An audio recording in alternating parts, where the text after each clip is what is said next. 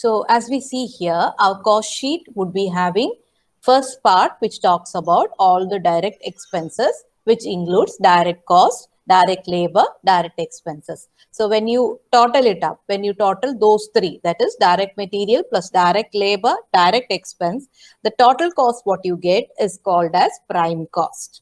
Okay, so remember that word, the total cost what you get is what we call as prime cost. Now, along with, so that is our direct expenses. Hmm? So, along with the direct expenses, when we add the works overhead, we have to, overhead, we know that it is indirect. When we add the indirect expenses, which is connected with factory, which is connected with the production, which is connected with the manufacturing, then we will get that total, we will call it as works cost. Okay, so prime cost, that is direct component, plus our work cost will give us, work overhead will give us works cost. Right. Then, Hello. yes, can you hear me? Is it okay? Okay, so that is works overhead added to get the works cost. And along with works cost, when we add the administration overhead, the administration overhead is nothing but those expenses that are incurred during the production, but not directly connected with the production activity, but mainly that will be related with the administrative responsibilities and duties. Right. So that all will be brought under the head of administration overhead. When the total of that is found out, that total we call that as cost of production. Right. Now we know that we have totaled up all our expenses connected with our direct production or direct rendering of a service. What is left is selling of our product or service. So when we are selling, naturally, we will know that there are certain expenses that would be incurred as part of a selling and distribution selling and distribution activities. So those, when we add, we will get what we call as total cost. So when we add selling and distribution cost along with cost of cost of production, we get what we call as total cost or cost of sales. Right.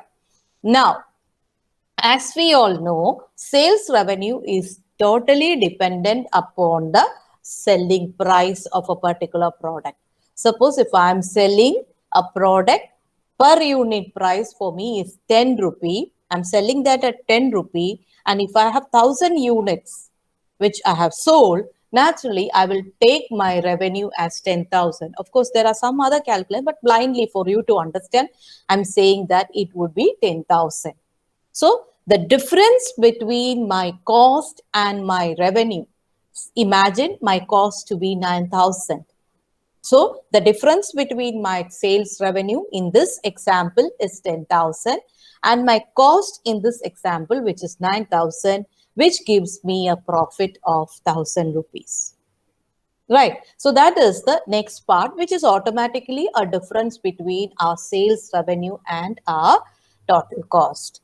Suppose if my sales revenue in the previous example, our sales revenue was 10,000 and our cost was 9,000.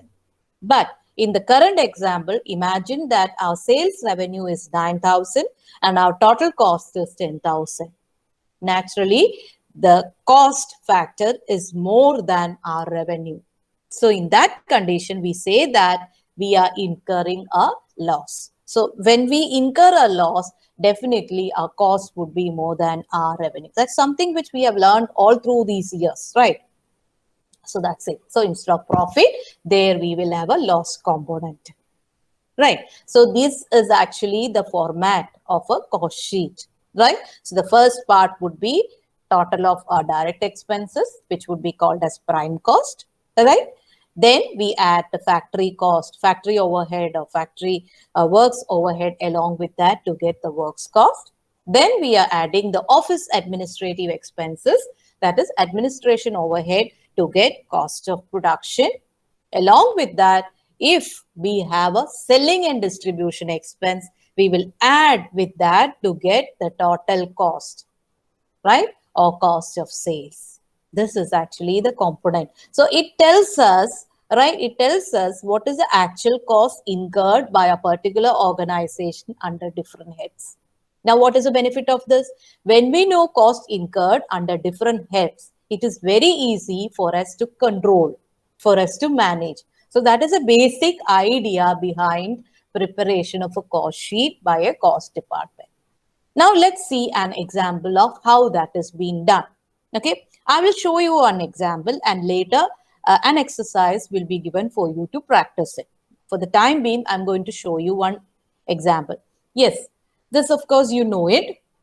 This is just a breaking down of those cost elements which we had already discussed in the last class. So this is actually the question, a simplest question which can be given for your exam. We are just learning this now and later a detailed elaborate one will be learned in our 5th module. This is for you to understand why we learn computation of material cost, why we learn computation of labor cost, and why overhead computation is important. Because finally we would like to know whether we are in the right mode, whether our organization is able to make profit, whether our cost is under control. All these can be known only when we go with computation of each element of cost separately. Right. That is why finally we go with preparation of cost sheet also. Right. So for you to understand, I have put a simple exercise here. Here, the direct material cost is 28,000. So since the number of units is 1,000, per unit cost would be 28. Direct labor, 22,000. Direct expense is just 5,000. So we know that our prime cost would be total of these three, right? When we add works overhead, which is already given in the question, with that, we will get the works cost, right? And when we add administration overhead along with that, that is also given in the question. We are given with different heads. Actually, we are computing that for an organization. They will have to ascertain it. But for our exam point of view, for our working purpose, we are given with all those heads. Simplest one. But if it is an elaborate one, which is asked for your essay question, it would be something which we have to go with computation of each of these components. Right. Now, administration overhead is added with that. What we get would be cost of production. Right. Same as the case when we add selling and distribution expenses, we will get the total cost. And when we add profit along with that, we will get the sales revenue, or it might be the difference between total cost and the sales revenue, because sales revenue is already given in the question. So we are going to compute the total cost. The difference between sales revenue and the total cost will give us profit or loss, right? So in this condition, I'm going to show you the answer. So it is like this. So the answer is, see, we will total up the direct material, direct labor, direct expenses, which gives us prime cost of 55,000, right? So the per unit is 55. How did we get that? 55,000 and the sold unit is 1,000. So 55,000 by 1,000. Now when we add our works overhead with that, we are adding our work that was there in the question. It was given in the question. Works overhead is 5,000. Administration overhead is 4,000. Selling and distribution overhead is 6,000. So that was there in our question, right? So we are totaling it up. Works cost along with that. When we add the administration overhead, we will get cost of production as 64,000. The per unit cost is 64. It's so simple, right? And selling and distribution expense overhead was given in our question. So when we add 6,000 with our cost of production, what we get would be our total cost, which is 70,000 in this case. And the per unit would be 70, right? And then we have the total cost with that.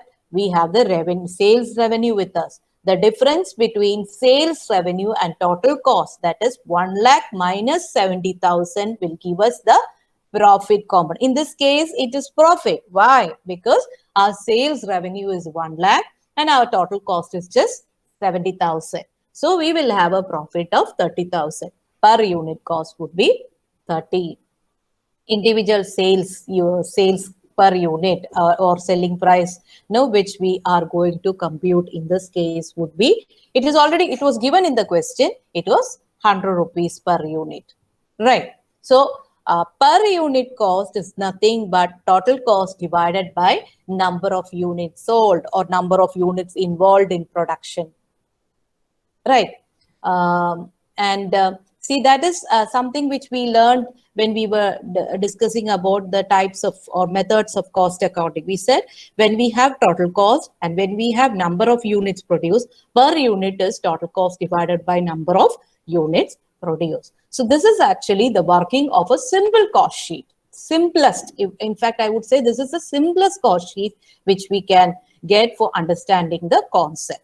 So I repeat once more, when we add works overhead along with prime cost, as in this case, what we get would be works cost. When we add administration overhead along with this with works cost, that is in this case, it is 60,000, administration overhead, it is 4,000, what we get would be cost of production. In this example, it is 64,000. So you might be asked, it is not mandatory that every time you are asked to compute or draw a cost sheet and go with the final computation of profit or loss. It is not. Sometimes you might be asked to compute the prime cost for just 2-mark question. Right. So in that case, you know that as we discussed, prime cost would be the total of direct material, direct labor, and direct expenses. Right. And sometimes you might be asked to compute cost of production. In that case, we know that cost of production is nothing but when we add all the components starting with direct material, direct labor, direct expense, factory overhead, and administration overhead, we will get something called as cost of production. So that logic should work in your mind. Right. And when we add selling and distribution cost overhead along with your cost of production, what we will get is something called as total cost or cost of sales. Right. So the difference, the profit or loss is actually the difference between sales revenue and our total cost. In this case, it is the difference between 1 lakh and 70,000. 70,000 was our computed total cost and sales revenue. It's already given in the question. So sales revenue was 1 lakh. So the difference between that gives us 30,000. You can quickly do this in your notebook and then we will go with a example, an exercise to be done in the class.